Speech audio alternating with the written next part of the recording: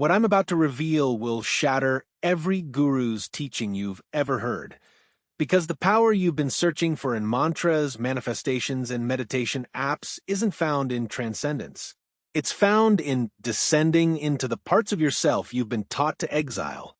Carl Jung spent his entire life mapping the architecture of the human soul, and at the center of his life's work was one radical truth.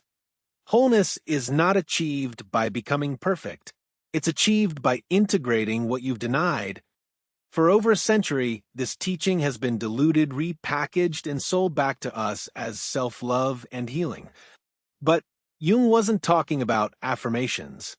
He was talking about confronting the shadow, reclaiming the disowned fragments of your psyche, and becoming undivided. That process, self-integration, is the most spiritually powerful thing a human being can do. Do not skip ahead. What I'm about to walk you through isn't just psychological theory, it's a blueprint for how the universe rewards those who become whole.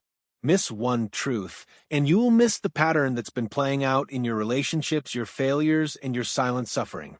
The 7 truths about self-integration. Truth 1. Wholeness demands you stop performing goodness. The fragmented person is obsessed with being seen as good. They perform kindness like a transaction, fishing for validation, terrified that if they admit their anger or selfishness, they'll be exposed as frauds. But the integrated person? They've already looked at their darkness. They know they're capable of cruelty, greed, and betrayal, and they've made peace with it. This doesn't make them immoral. It makes them honest, and honest people don't need to perform. They simply act from alignment, not fear. When you stop hiding from your own capacity for harm, you stop needing others to tell you you're harmless. That's when your power becomes quiet, unshakable, and real. Jung called this withdrawing the projection of evil. Most people project their darkness onto others. I would never do that. The integrated person says, I could do that. I choose not to. That choice, made consciously, is where true morality lives. Truth 2. Your relationships become mirrors, not escapes. Before integration, you use people to hide from yourself. The unintegrated man jumps from woman to woman, hoping the next one won't trigger his wound. The unintegrated woman clings to unavailable men, replaying her father's rejection in an unconscious loop. But after integration, relationships stop being rescue missions. You no longer need someone to complete you, validate you, or save you from your emptiness. Instead, you meet another whole person, and the relationship becomes a place where 2 integrated souls challenge, honor, and reflect one another. Jung said, the meeting of 2 personalities is like the contact of 2 chemical substances. If there is any reaction, both are transformed. But here's the thing, only integrated people can truly transform each other. The fragmented seek comfort. The whole seek evolution. If your relationships keep repeating the same pain, it's because you're not meeting them, you're meeting your unintegrated self in their shape. Self-integration ends the loop. Truth 3. You will fear your own depth until you claim it. Most people are terrified of silence. They fill their lives with noise, TV, gossip, work, scrolling, because when the world goes quiet, they hear the voices they've been running from. Shame, regret, rage, the parts of themselves they buried alive. The integrated person has descended into that underworld. They've sat with the parts of themselves that feel unlovable, unredeemable, unspeakable. And instead of being destroyed by it, they've been remade by it. This is what Jung meant by integrating the shadow. You don't destroy the shadow. You don't heal it away. You claim it. You say, yes, this too is me. And when you do that, something miraculous happens. The energy you spent repressing yourself becomes available for creation. The integrated person doesn't fear their depth. They mine it. They know that their wounds, their rage, their grief, these aren't obstacles to power. They are the power waiting to be transmuted. Truth 4. Being misunderstood is the price of becoming whole. The unintegrated person exhausts themselves trying to explain. Why don't they see my side? Why can't they understand my pain? They're trapped in the prison of being misunderstood, seeking permission from others to validate their inner reality. But the integrated person has already validated themselves. They've walked through their own psyche, witnessed their own truth, and they no longer need the world's approval. They can be misunderstood and remain unshaken. They can be criticized and stay centered.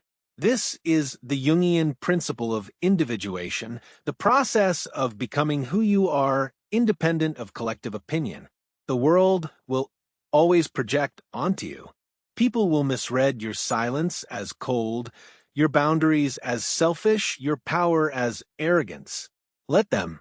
The integrated soul knows you are not what others perceive. You are what you have integrated.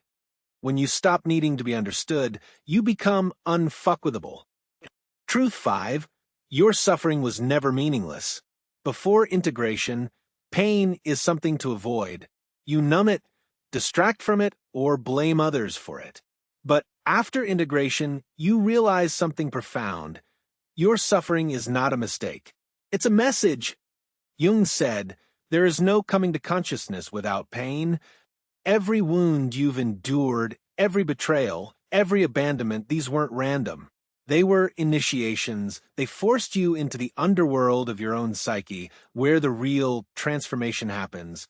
The integrated person doesn't romanticize suffering, but they don't run from it either. They understand that the soul grows in the dark, that grief carves out space for love, that rage, when integrated, becomes fierce protection of the sacred. Your pain isn't what's wrong with you. It's the doorway to what's most alive in you. Truth 6. You cannot save anyone from their own shadow. The unintegrated person is addicted to rescuing. They need others to be broken so they can feel useful, needed, worthy. But this isn't love. It's codependency dressed as compassion. The integrated person has learned the hardest lesson. You cannot heal someone else's shadow. Everyone must descend into their own underworld. You can witness them. You can hold space.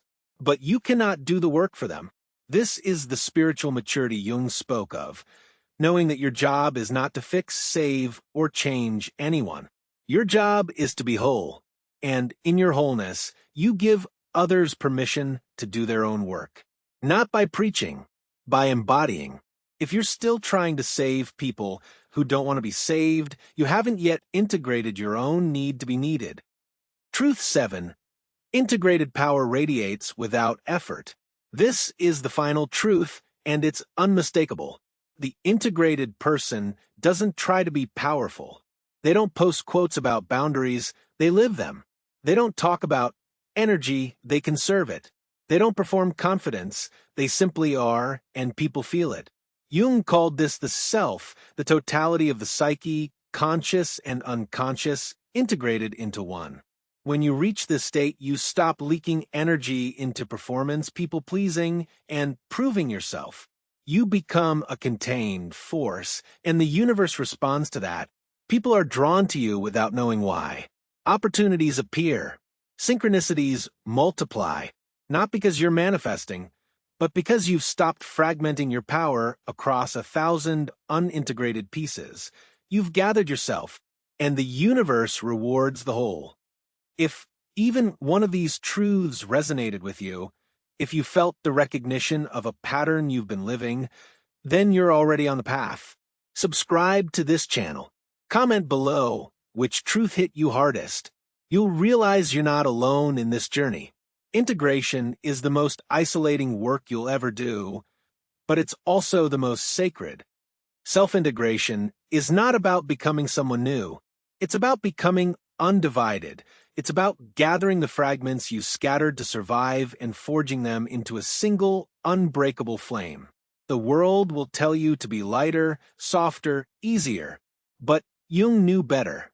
He said, "One does not become enlightened by imagining figures of light, but by making the darkness conscious. So descend, integrate, and when you rise, you won't just be healed, you'll be whole. And there is no power on this earth greater than a soul that has reclaimed all of itself. The journey begins the moment you stop running. Subscribe, comment, and begin the sacred work of becoming who you were always meant to be.